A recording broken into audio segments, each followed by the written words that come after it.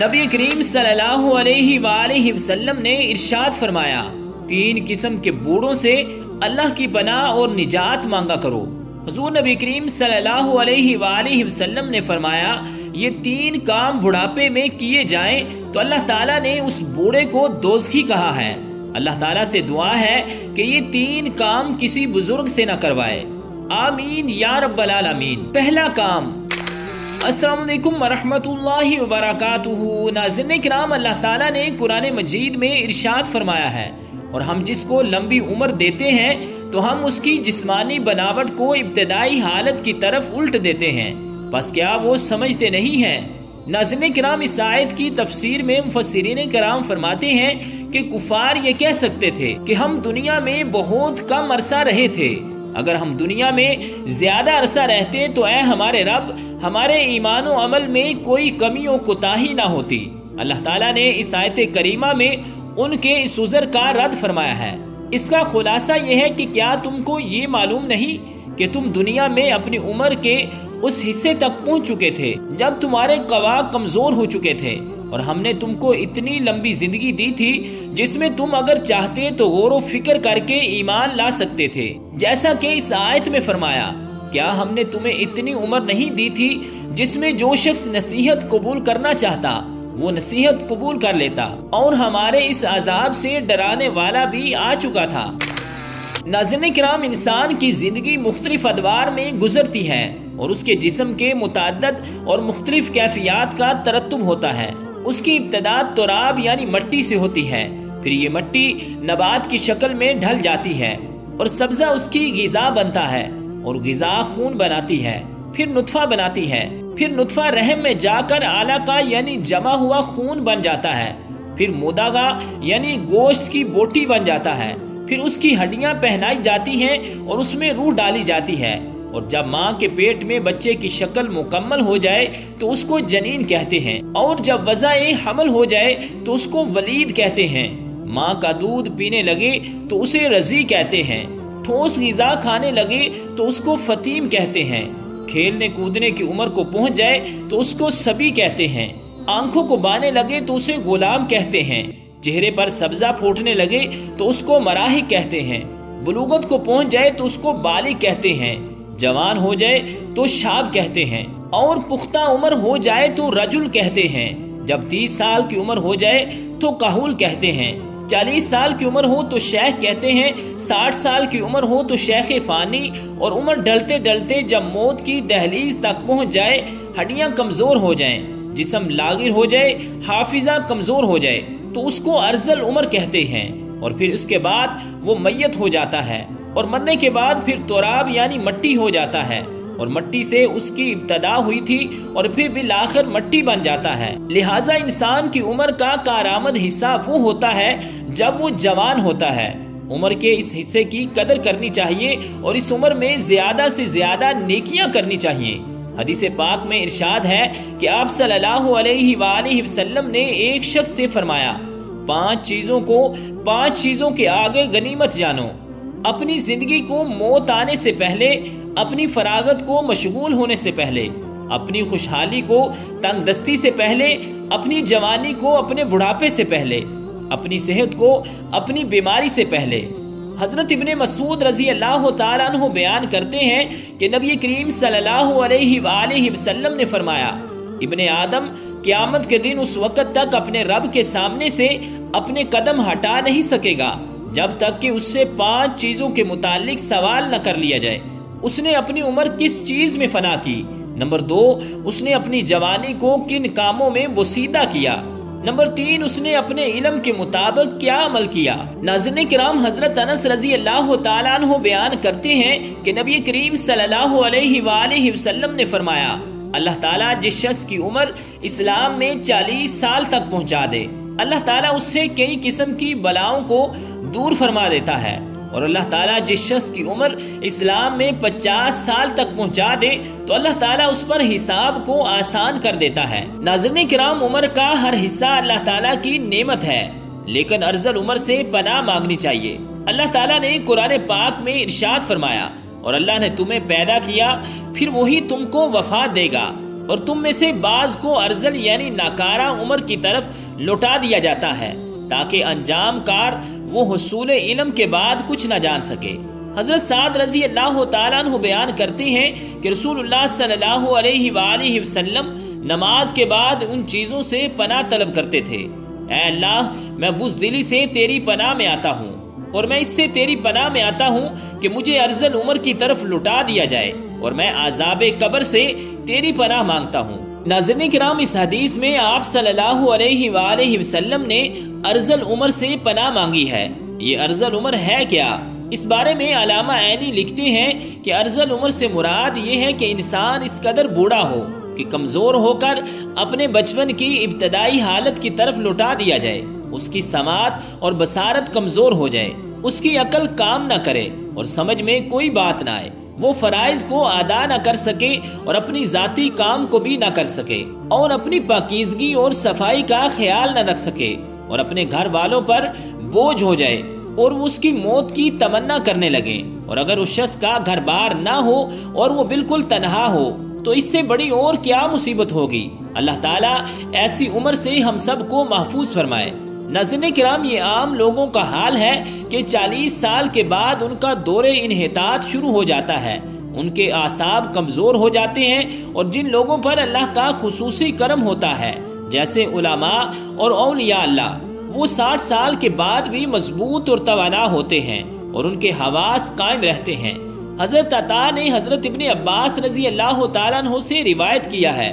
کہ سورۃ النحل کی آیت میں ارذل عمر کا جو تذکرہ ہے مسلمانوں کے لیے نہیں ہے۔ مسلمان کی عمر جس قدر زیادہ ہوتی جاتی ہے، اللہ تعالیٰ کے نزدیک اس کی عزت اور کرامت بڑھتی جاتی ہے اور اس کی عقل اور معرفت بھی زیادہ ہوتی جاتی ہے۔ حضرت اکرمہ رضی اللہ تعالیٰ عنہ نے کہا، جو قرآن عظیم کی تلاوت کرتا رہتا ہے وہ ارذل عمر کی طرف نہیں لٹایا جاتا۔ ناظرین کرام، ایک دفعہ ایک شخص حضرت علی رضی اللہ تعالیٰ عنہ کی خدمت میں حاضر ہوا اور ان سے سوال کیا کہ میرے بال سفید ہو جاتے ہیں، اس کا کیا مقصد ہے؟ حضرت علی رضی اللہ تعالیٰ عنہ نے فرمایا کہ جب حضرت آدم علیہ السلام زمین پر آئے اور وہ بوڑھے ہونے لگے اور ان کے بال بھی سفید ہونے لگے، اور جب پہلی مرتبہ حضرت آدم علیہ السلام نے اپنے بالوں کو سفید دیکھا تو اللہ تعالیٰ سے عرض کی، اے میرے اللہ، میرے بال سفید کیوں ہو رہے ہیں؟ تو اللہ تعالیٰ نے فرمایا، بالوں کا سفید ہونا بڑھاپے، بزرگی اور تجربات میں فراوانی کی طرف اشارہ ہے۔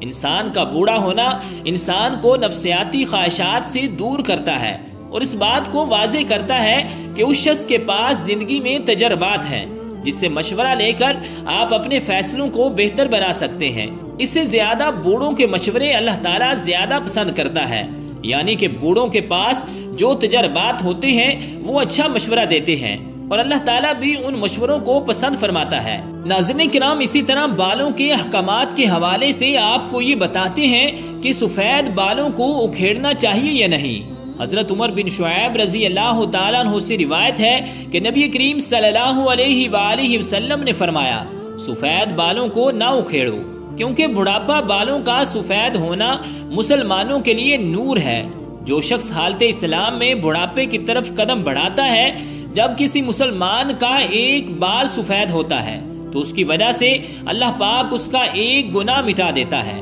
اور اس کی ایک نیکی لکھ دیتا ہے اور اس کا ایک درجہ بلند فرما دیتا ہے۔ اسی طرح مختلف حدیث کی کتابوں میں یہ حدیث بیان کی گئی ہے۔ ناظرین کرام، سیدنا ابن عمر رضی اللہ تعالی عنہ سے روایت ہے کہ رسول اکرم صلی اللہ علیہ وآلہ وسلم نے غزا سے منع کیا ہے۔ غزا کی 4 اقسام ہوتی ہیں۔ سب سے پہلے یہ ہے کہ سر کے بال سارے نہ منڈوانا، بلکہ جگہ جگہ سے پھٹے ہوئے بادلوں کی طرح ٹکڑوں سے منڈوانا، جبکہ دوسری یہ ہے کہ درمیان سے سر کے بال منڈوانا اور اطراف سے بال بالکل چھوڑ دینا، جبکہ تیسری یہ ہے کہ اطراف منڈوانا اور درمیان سے سر کے بال چھوڑ دینا، جبکہ چوتھی یہ ہے کہ آگے سے بال منڈوانا اور پیچھے سے چھوڑ دینا۔ ناظرین کرام، جو آج ہم مختلف فیشنز دیکھتے ہیں، مختلف سٹائلز دیکھتے ہیں جو مغرب سے ہمارے معاشرے میں آئے ہیں، ان سے منع کیا گیا ہے۔ سیدنا ابن عمر رضی اللہ تعالیٰ عنہ سے روایت ہے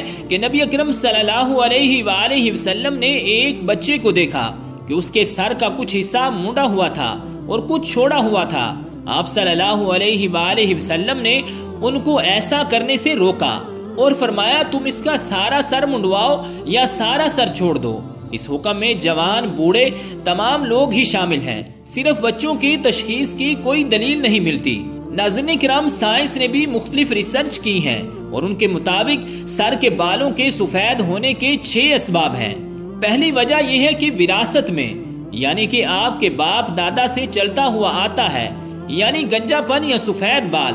دوسری وجہ یہ ہے کہ آٹو امیون امراض، جو کہ ایک بیماری ہے، اس کی وجہ سے بھی ہو سکتا ہے۔ تیسری وجہ یہ ہے کہ آلودہ ماحول، یعنی کہ گندگی کی وجہ سے بھی انسان کے بال سفید ہوتے ہیں۔ چوتھی وجہ ہے ذہنی تناؤ، یعنی کہ انسان جب زیادہ سوچتا ہے یا ڈپریشن کا شکار رہتا ہے تو اس کے بال سفید ہو سکتے ہیں۔ پانچویں وجہ سگریٹ کے دھوئیں کی زد میں رہنا، یعنی کہ آپ کے ارد گرد سگریٹ رہے، اس کا دھواں رہے، یا آپ خود بھی سگریٹ پیتے رہتے ہیں، اس کی وجہ سے بھی بال سفید ہوتے ہیں۔ چھٹی وجہ یہ ہے کہ عمر کی وجہ سے بال سفید ہوتے ہیں۔ حضرت ابو ہریرہ رضی اللہ تعالیٰ عنہ فرماتے ہیں کہ میں نے نبی کریم صلی اللہ علیہ وآلہ وسلم کو فرماتے ہوئے سنا ہے کہ جس مسلمان کے سفید بال ہوں وہ اپنے سفید بالوں کو نہ اکھاڑے، کیونکہ قیامت کے دن سفید بال بندے کے لیے نور بن کر ظاہر ہوں گے۔ سفید بالوں کے بدلے اللہ تعالیٰ جتنی تعداد میں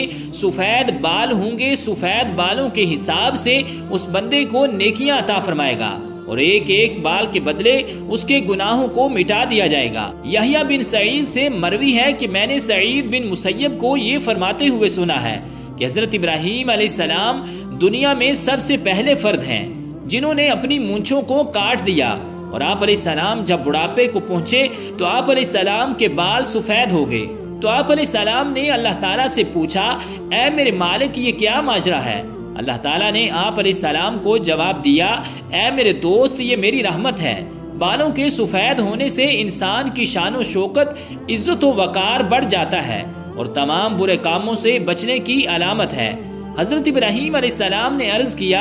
اے میرے مولا یہ تو تیری بڑی شان ہے، اے اللہ میرے وقار کو بلند فرما۔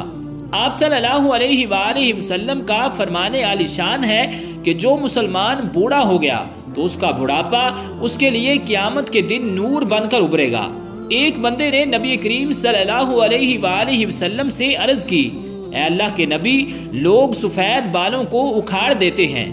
اس کا سوال سن کر آپ صلی اللہ علیہ وآلہ وسلم نے فرمایا کہ جو بندہ اپنے سفید بالوں کو اکھاڑتا ہے تو اس نے قیامت کے دن اپنے نور کو ختم کر دیا ہے۔ حضرت ابو بکر صدیق رضی اللہ تعالیٰ عنہ فرماتے ہیں کہ ایک دفعہ ایک آدمی نبی کریم صلی اللہ علیہ وآلہ وسلم کی بارگاہ میں پیش ہوا اور کہنے لگا، اے اللہ کے رسول ہم میں سے کون سا بندہ بہتر ہے؟ آپ صلی اللہ علیہ وآلہ وسلم نے فرمایا، جو بندہ بڑھاپے میں پہنچ گیا اور اس کی نیکیاں بہت زیادہ ہیں وہ سب سے بہتر ہے۔ اس نے پھر دریافت کیا، یا رسول اللہ صلی اللہ علیہ وسلم سب سے برا کون ہے؟ آپ صلی اللہ علیہ وآلہ وسلم نے فرمایا کہ جو بڑھاپے میں پہنچ گیا اور اس کے گناہ زیادہ ہوں۔ حضرت انس بن مالک رضی اللہ تعالیٰ عنہ سے روایت ہے کہ رسول اللہ صلی اللہ علیہ وآلہ وسلم نے فرمایا، بچہ جب تک بالغ نہیں ہوتا اس کے نیک عمل اس کے والدین کے حساب میں لکھے جاتے ہیں،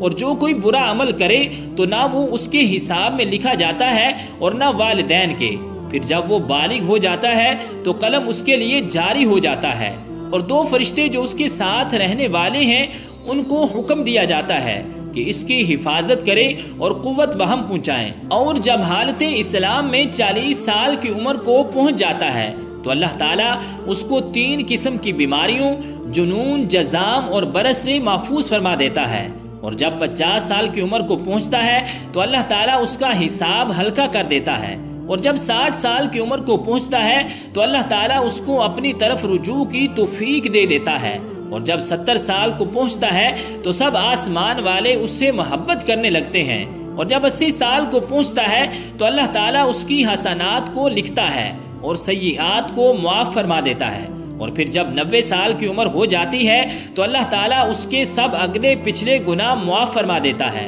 اور اس کو اپنے گھر والوں کے معاملے میں شفاعت کرنے کا حق دیتا ہے اور اس کی شفاعت قبول فرماتا ہے، اور اس کا لقب امین اللہ اور اسیر اللہ فی الارض یعنی زمین میں اللہ کا قیدی ہو جاتا ہے، کیونکہ اس عمر میں پہنچ کر عموماً انسان کی قوت ختم ہو جاتی ہے، کسی چیز میں لذت نہیں رہتی، قیدی کی طرح عمر گزارتا ہے، اور جب ارذل عمر کو پہنچ جاتا ہے تو اس کے تمام وہ نیک عمل نامہ اعمال میں برابر لکھے جاتے ہیں جو اپنی صحت و قوت کے زمانے میں وہ کیا کرتا تھا، اور اگر اس سے کوئی گناہ ہو جاتا ہے تو وہ لکھا نہیں جاتا۔ حضرت جابر رضی اللہ تعالیٰ عنہ سے مروی ہے کہ آپ صلی اللہ علیہ وآلہ وسلم نے فرمایا کہ حضرت جبریل امین علیہ السلام ابھی میرے پاس آئے ہیں اور فرمایا ہے کہ قسم ہے مجھے اللہ تبارک و تعالیٰ کی جس نے آپ کو حق و سچ کے ساتھ بھیجا ہے، ایک آدمی نے 500 سال تک سمندر میں ایک پہاڑ کے اوپر رہ کر اللہ تعالیٰ کی عبادت میں گزار دیے۔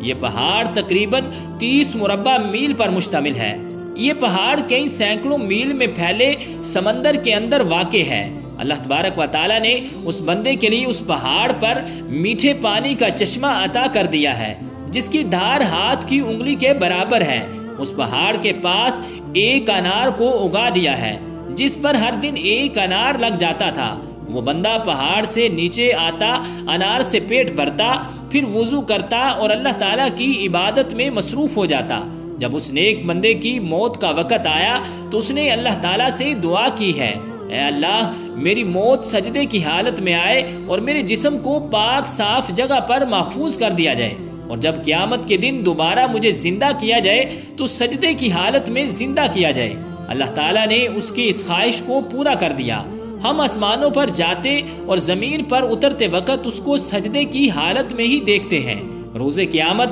جب اس شخص کو اللہ تعالیٰ کی بارگاہ میں پیش کیا جائے گا تو اللہ تبارک و تعالیٰ اس کو فرمائے گا کہ اے میرے بندے میری رحمت سے جنت میں چلے جا۔ تو یہ بندہ سوال کرے گا، اے اللہ میرے نامہ اعمال کی وجہ سے مجھے جنت کیوں نہیں بھیجا جا رہا؟ دوبارہ یہی قصہ ہوگا۔ پھر اللہ تعالیٰ فرمائے گا، جا بندے میری رحمت سے جنت میں چلے جا۔ پھر بندہ کہے گا، اے اللہ میرے اعمال کی وجہ سے مجھے جنت کیوں نہیں عطا کی جا رہی؟ تو اللہ تعالیٰ اسے فرمائے گا کہ تجھے جو نعمتیں میں نے عطا کی ہیں اس کا اور تیرے عمل دونوں کا حساب کتاب ہوگا۔ صرف آنکھ کی نعمت سے اس کے 500 سال کے سارے کیے گئے نیک اعمال ختم ہو جائیں گے، اور باقی سارے جسم کے اوپر جو احسان ہوں گے وہ زیادہ ہوں گے۔ اللہ تعالیٰ فرمائے گا کہ اس بندے کو جہنم میں ڈال دو۔ جب اس کو جہنم میں لے جانے کے لیے پکڑا جائے گا تو وہ بندہ کہے گا، اے اللہ تعالیٰ مجھے اپنی رحمت کے ذریعے جنت میں بھیج دے۔ اللہ تعالیٰ فرمائے گا کہ میرے اس بندے کو ادھر لاؤ۔ جب اس کو لایا جائے گا تو اللہ تعالیٰ فرمائے گا کہ تجھ کو پیدا کرنے والا کون ہے؟ وہ بندہ کہے گا، اے اللہ تعالیٰ تو نے ہی مجھے دنیا میں زندگی عطا فرمائی تھی۔ پھر اللہ تعالیٰ فرمائے گا کہ تجھ کو 500 سال تک زندہ رکھ کر عبادت کی توفیق دینے والا کون ہے؟ وہ جواب دے گا، یا اللہ تو نے ہی مجھے زندہ رکھا اور عبادت کی ہمت دی۔ اللہ تعالیٰ فرمائے گا کہ تجھے سمندر میں پہاڑ کے اوپر کس نے پہنچایا اور وہاں پانی اور انار مہیا کرنے والا کون ہے؟ وہ بندہ جواب دے گا، یا اللہ تو نے ہی یہ سب کچھ عطا کیا تھا۔ اللہ تعالیٰ فرمائے گا کہ تیرے کہنے پر ہی میں نے تیری جان سجدے کی حالت میں نکالی اور سجدے کی حالت میں دوبارہ ڈالی، یہ سب میری رحمت کی وجہ سے ہی ہوا۔ میں اب بھی تجھے اپنی رحمت کی وجہ سے ہی جنت میں داخل کر رہا ہوں۔ حضرت جبریل امین علیہ السلام نے فرمایا، اے اللہ کے نبی، دنیا آسمان میں جو کچھ بھی ہے وہ اللہ تعالیٰ کی رحمت ہے۔ ناظرین کرام، رب ذوالجلال کی بارگاہ اقدس میں دعا ہے کہ ان احادیث طیبہ میں نبی کریم صلی اللہ علیہ وآلہ وسلم نے جن چیزوں سے پناہ مانگی ہے، اللہ پاک ہمیں بھی ان سے محفوظ فرمائے اور ہمیں بھی اپنی رحمت کا حصہ عطا فرمائے اور اپنی رحمت سے جنت عطا فرمائے۔ آمین بجاہ النبی الکریم الامین۔